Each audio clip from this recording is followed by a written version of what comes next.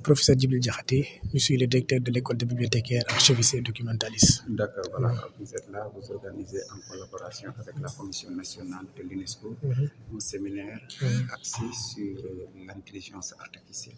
Et quelle est l'importance de cette rencontre selon vous? Oui, c'est une rencontre très importante pour nous qui sommes dans le domaine de l'information.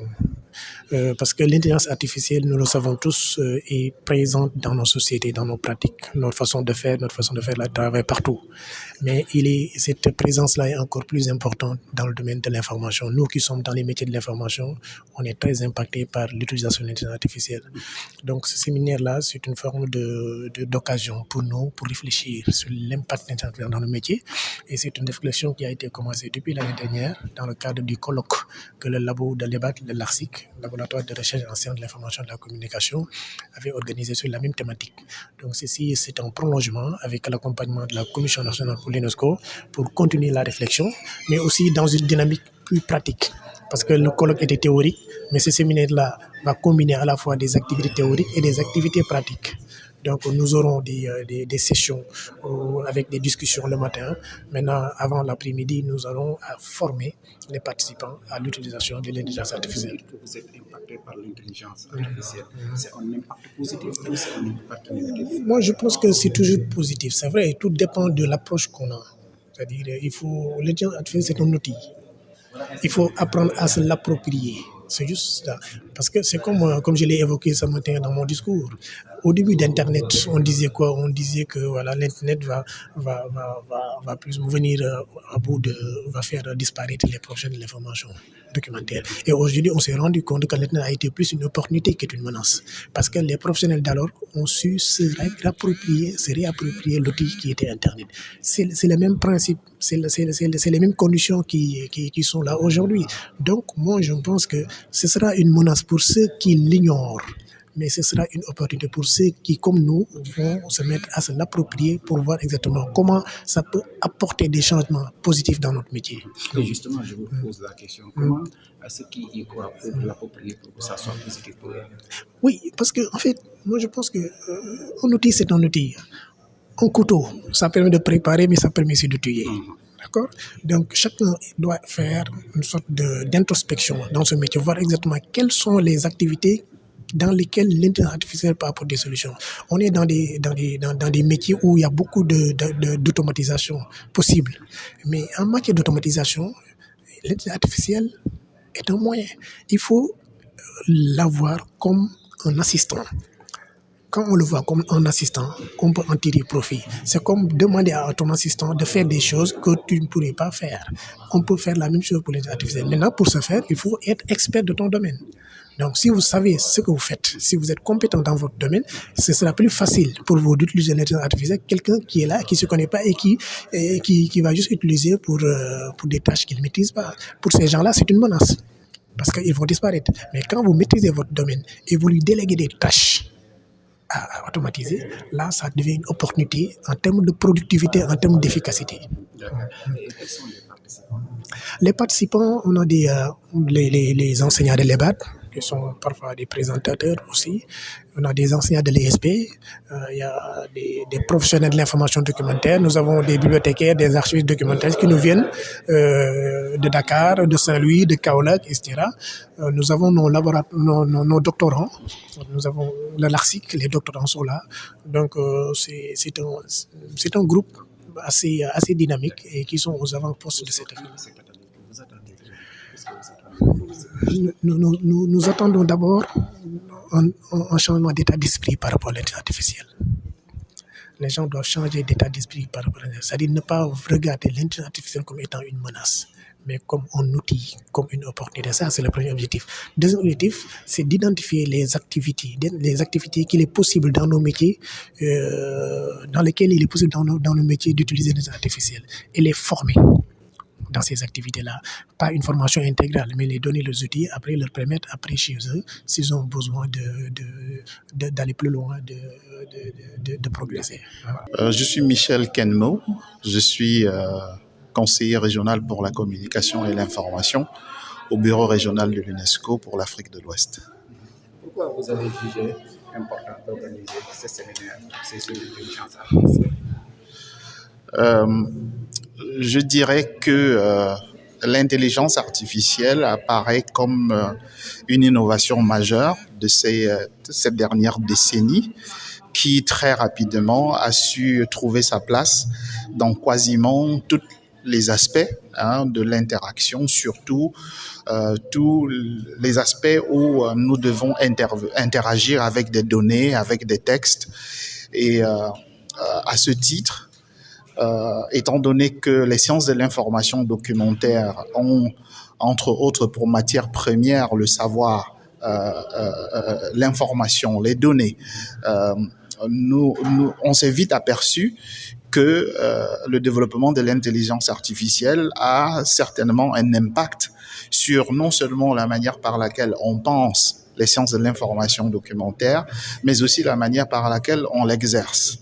Parce que il faut observer que de nos jours, de plus en plus, les gens utilisent l'intelligence artificielle pour analyser des documents, pour analyser des données et de manière beaucoup plus rapide et de pouvoir arriver à des analyses beaucoup plus fines que ce qui était possible par le passé. Et en cela, on peut y voir des opportunités pour les sciences de l'information documentaire, mais aussi certainement des défis du fait que l'intelligence artificielle présente des défis liés au risque de pouvoir perpétuer des biais ou bien des stéréotypes, mais aussi de pouvoir impacter sur les données relatives à la vie privée.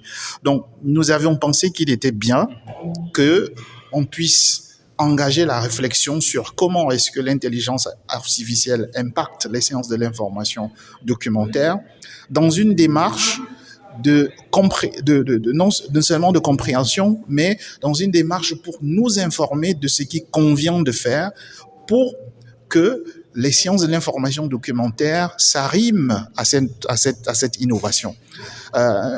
Sans se dénaturer, bien entendu, mais qu'elle puisse savoir tirer avantage de ce que l'intelligence artificielle peut proposer, d'une part, mais aussi savoir informer sur quel est le futur profil du professionnel de l'information documentaire dans un contexte d'intelligence artificielle.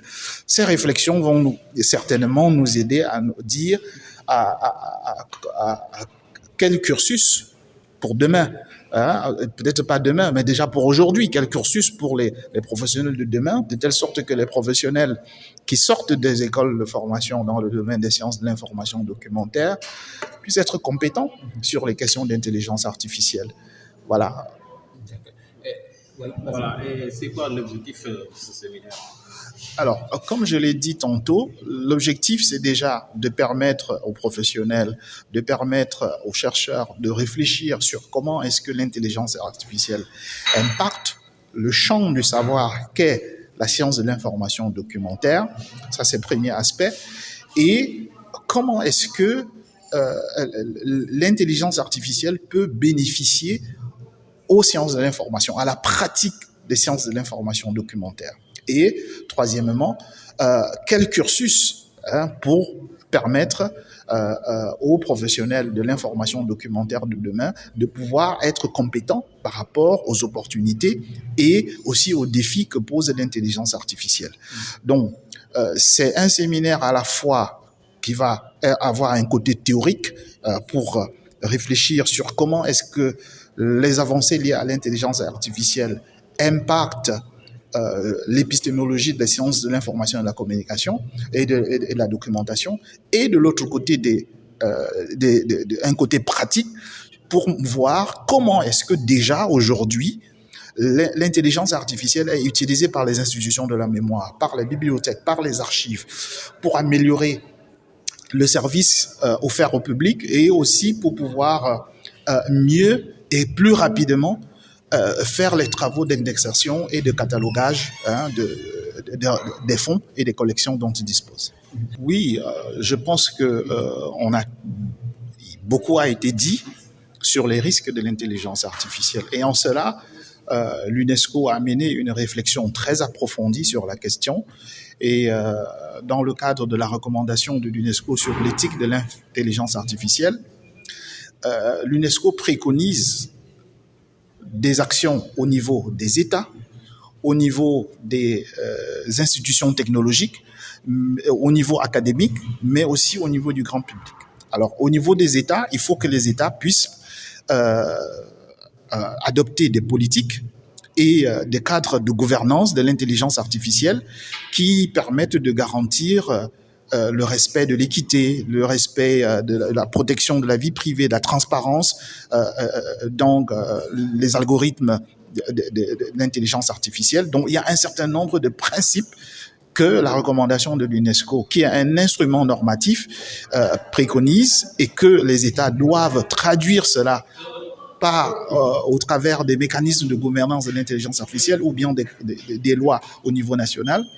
Mais cette recommandation préconise aussi aux entités qui développent des solutions basées sur l'intelligence artificielle à pouvoir respecter un certain nombre de principes pour que leurs solutions d'intelligence artificielle puissent être éthiques et respecter les droits humains et ainsi ne pas porter atteinte à la personne humaine. Donc, prévenir des risques que cela pourrait avoir sur la personne humaine. Donc, il y a cet exercice qui est fait, mais l'UNESCO, de l'autre côté aussi, fait un travail de veille, donc d'analyse, pour comprendre comment est-ce que la manière par laquelle l'intelligence artificielle se déploie aujourd'hui à travers le monde, comment ça impacte, par exemple, les droits humains.